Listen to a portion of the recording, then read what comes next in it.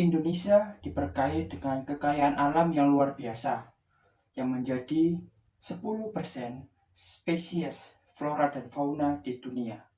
Tapi, tahukah kamu, keanekaragaman hayati ini terancam punah? Bayangkan, orang hutan itu terancam punah akibat pembangunan yang semakin meluas, membabat habis hutan.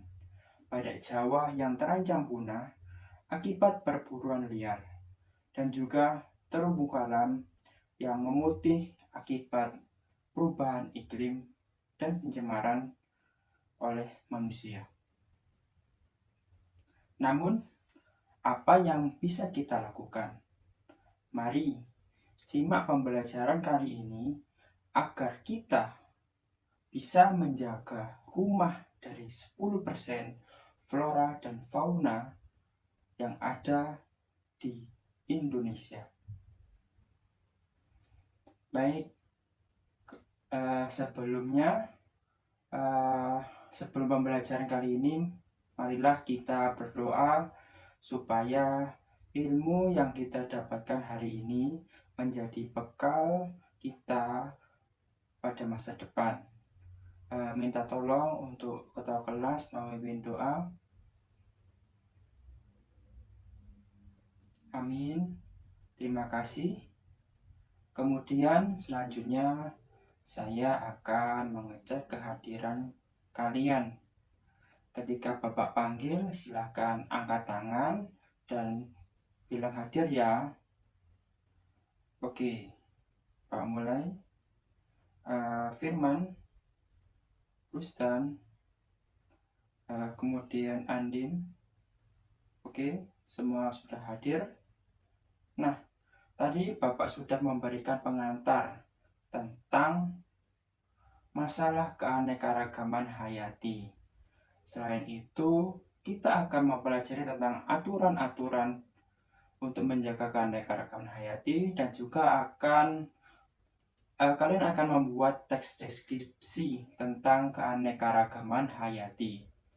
Dan juga nanti kalian akan mendapatkan beberapa manfaat dalam mengikuti pembelajaran kali ini, mulai dari pentingnya menjaga keanekaragaman hayati, kemudian dengan menghargai keanekaragaman hayati, semua makhluk hidup di dalamnya bisa terjaga. Kemudian kalian juga bisa mendeskripsikan suatu objek dengan memahami aturan yang ada, sehingga keanekaragaman hayati tetap terjaga.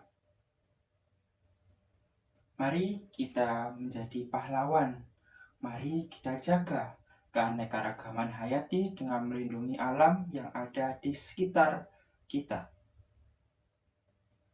Maka dari itu, mari ikuti pembelajaran kali ini. Sebelumnya, pada pertemuan yang lainnya, kita kan sudah menonton video. Kalian suka dengan video tersebut. Maka, Bapak hari ini akan memberikan sebuah video yang akan memutarkan tentang keanekaragaman hayati di Indonesia. Silahkan disimak dengan baik ya, karena nanti ada tugas yang berkaitan dengan video yang akan kalian lihat.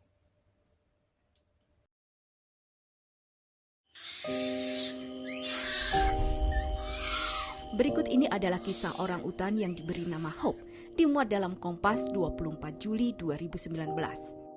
Dalam tubuh Hope bersarang 74 peluru yang ditembakkan oleh manusia-manusia biadab.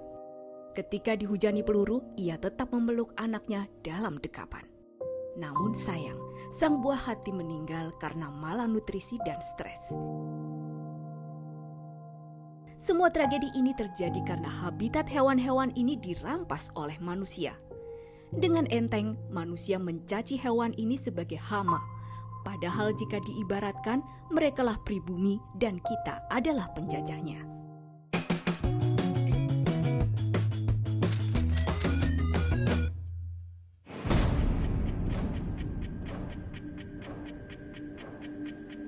Apabila umur bumi diibaratkan 24 jam, yaitu sejak awal penciptaan hingga saat ini. Maka pada 4 detik terakhir adalah masa di mana manusia mulai menempati muka bumi.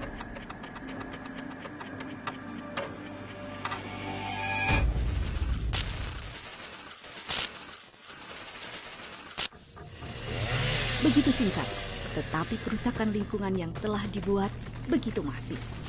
Pada tahun 2014, World Wildlife Fund atau WWF memperkirakan 100.000 jenis satwa punah setiap tahunnya dari muka bumi. Angka ini 10.000 kali lebih tinggi dibandingkan dengan kepunahan secara alami. Sebagai negara yang memiliki keanekaragaman fauna ketiga tertinggi di dunia, yaitu memiliki sekitar 17% dari seluruh jenis satwa di dunia, Indonesia sudah sewajibnya menjaga semua penghuninya dari kepunahan. Namun sayang, jika menilik arsip Kompas, berita ancaman kepunahan sudah menghantui sejak puluhan tahun lalu dan selalu ada setiap tahunnya. Kepunahan tak terelakkan. Beberapa jenis satwa Indonesia telah menghilang untuk selamanya.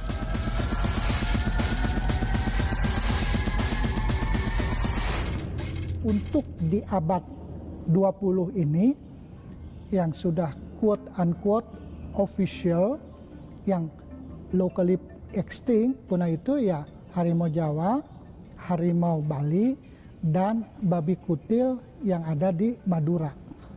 Nah ini juga yang perhatian karena dunia sering melihat kepunahan itu hanya karena jenis-jenis yang karismatik.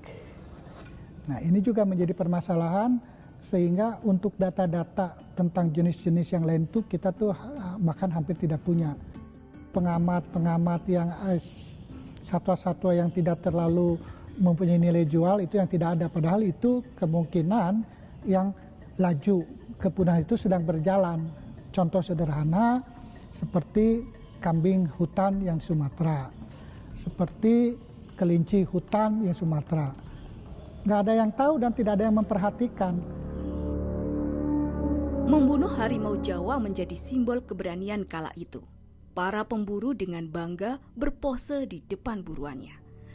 Bahkan pada zaman Belanda, terdapat permainan di mana ratusan orang bertombak mengepung harimau Jawa.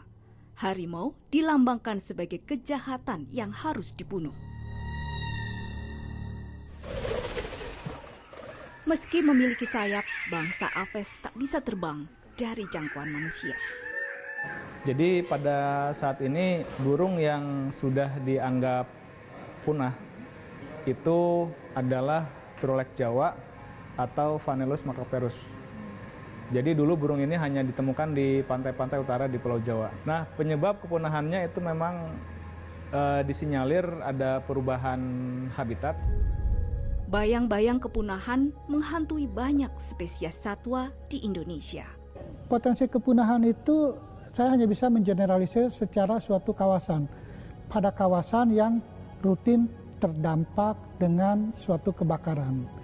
Pada kawasan yang rutin menjadi area perluasan kegiatan pertanian atau perkebunan. Perburuan liar ya jelas itu yang akan lebih kepada yang sangat mempercepat untuk perburuan.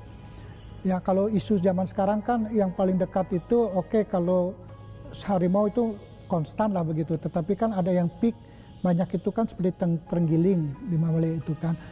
Nah itu karena laju untuk bisa diekstraksi dari alam itu cukup tinggi. Jadi yang paling tinggi penyebabnya itu ya karena perburuan. Mereka mati demi memenuhi hal yang tak akan pernah terpuaskan.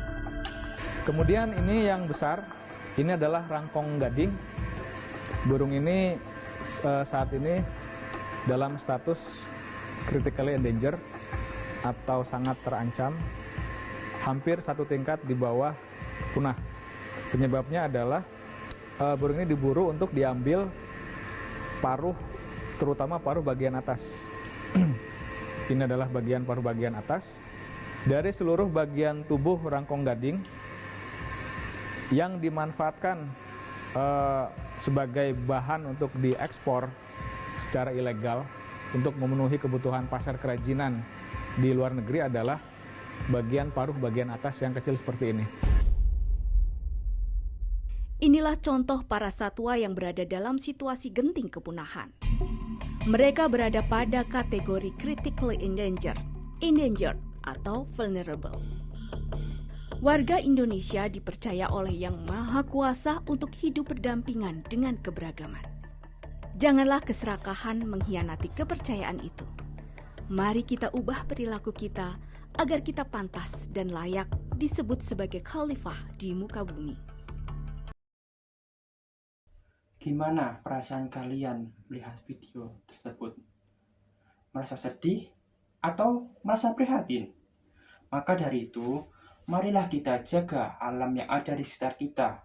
Meskipun orang hutan itu tidak ada di sekitar kita bisa menjaga alam dengan cara yang mudah, seperti membersihkan lingkungan yang ada di sekitar kita dan juga merawat lingkungan tersebut.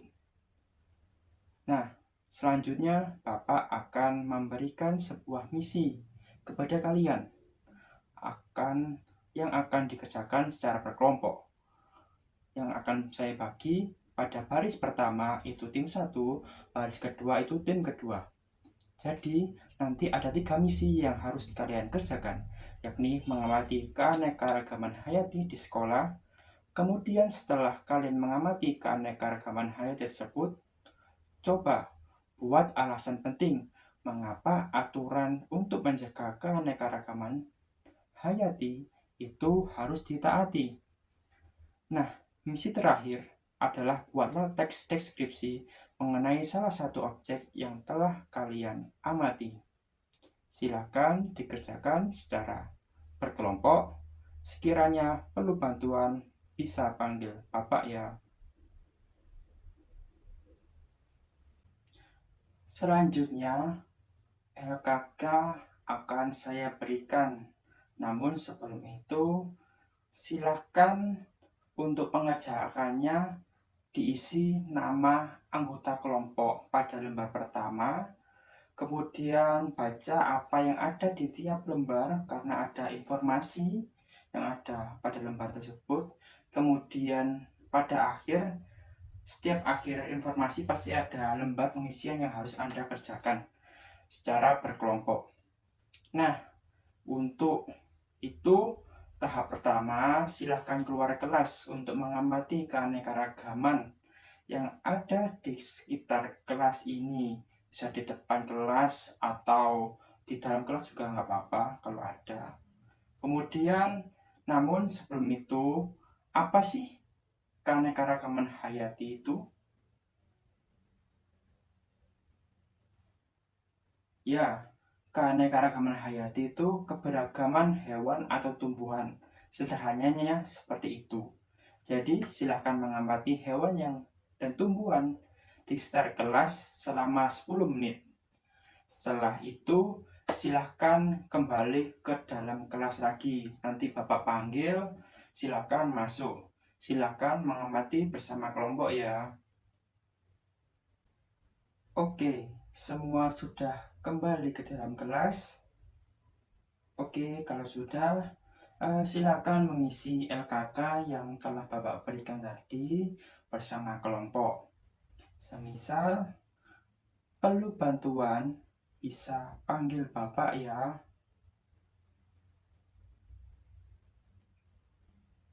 Nah, ada yang ditanyakan? Ini ada yang tanya, apa sih aturan keanekaragaman hayati itu? Jadi aturan keanekaragaman hayati adalah upaya membantu pelestarian keanekaragaman hayati. Gampangnya seperti ini deh. Seperti buanglah sampah di tong sampah. Itulah aturan untuk menjaga keanekaragaman hayati. Begitu. Gimana? Ada yang perlu Bapak bantu lagi? Kalau tidak, silakan dilanjutkan ya. Nah, apa ada yang ingin ditanyakan? Oke, ada yang tanya, apa itu tes deskripsi? yang kalau di KBBI itu dimaksud dengan pemaparan atau penggambaran kata-kata secara jelas dan terperinci. Nah, hal yang akan dideskripsikan tersebut adalah sebuah objek. Adapun objek yang digambarkan dalam teks deskripsi merupakan objek yang bisa ditangkap oleh panca indera. Nah, pertanyaannya itu, jadi yang terlihat saja yang bisa dideskripsikan. Nah, ini pertanyaan bagus nih, karena kritis. Nah, untuk menjawab itu, Bapak akan bertanya kepada teman-teman, apakah ada yang bisa bantu? Kalau tidak ada, jadi teks deskripsi itu adalah teks yang berisi suatu objek, baik makhluk hidup, benda, tempat, atau sebuah peristiwa yang terjadi secara terperinci, sehingga pembaca seolah melihat, mendengar, merasakan, atau mengalami sendiri hal yang dideskripsikan oleh penulis. Oleh karena itu, ketika membuat teks deskripsi harus bisa dilihat secara indrawi. Inilah objek yang bisa dibayangkan oleh pembaca, seperti yang kalian tadi lakukan ketika mengamati keanekaragaman hayati yang ada di sekitar kelas. Kalian kan udah menemukan beberapa macam keanekaragaman hayati nih. Mungkin ada semut, kemudian tumbuhan kayak tumbuhan rumput, tumbuhan bunga gitu. Mungkin ada yang dapat sesuatu yang baru, kucing. Oh ya, mungkin bisa kucing deh. Itu merupakan keanekaragaman hayati yang ada di kelas ini, di lingkungan sekolah ini. Nah, untuk membuat teks deskripsinya itu silahkan berisi satu paragraf itu berisi minimal 4 kalimat. Nah, itu nanti ada beberapa tahapan, yaitu pendahuluan, isi, dan juga penutup, yang setiap isinya ada satu paragraf minimal. Gimana? Udah selesai? Sudah semuanya? Gimana? Kalau sudah, Bapak ambil ya LKK-nya. Nah, ini merupakan bagian terakhir pada pembelajaran kali ini. Nah, siapa yang bisa bantu Bapak menemukan kesimpulan pembelajaran pada hari ini? Ayo, siapa? Oke, kita sudah belajar banyak hal dari jenis keanekaragaman hayati, tumbuhan, dan hewan yang ada di sekitar kita, dan juga aturan untuk menjaga keanekaragaman hayati supaya tetap terjaga sampai dengan membuat teks deskripsi yang telah kalian buat. Nah, selanjutnya Bapak akan memberikan soal evaluasi untuk mengecek pemahaman kalian yang akan dikerjakan secara mandiri. Silakan dikerjakan dengan apa yang kalian pahami. Gimana? Soal tadi sulit apa mudah? Nah, kalau mudah, kalian paham tentang apa yang kalian pelajari. Selanjutnya, silahkan dirapikan mejanya. Kemudian untuk ketua kelas, silahkan memimpin doa. Silahkan. Amin. Amin. Terima kasih. Dan hati-hati di jalan. Nah, oh iya, Bapak hampir lupa. Untuk penugasan yang ada di rumah, nanti bisa kalian kerjakan bersama orang tua, kakak, atau pada les-lesan. Itu kalian pelajari tentang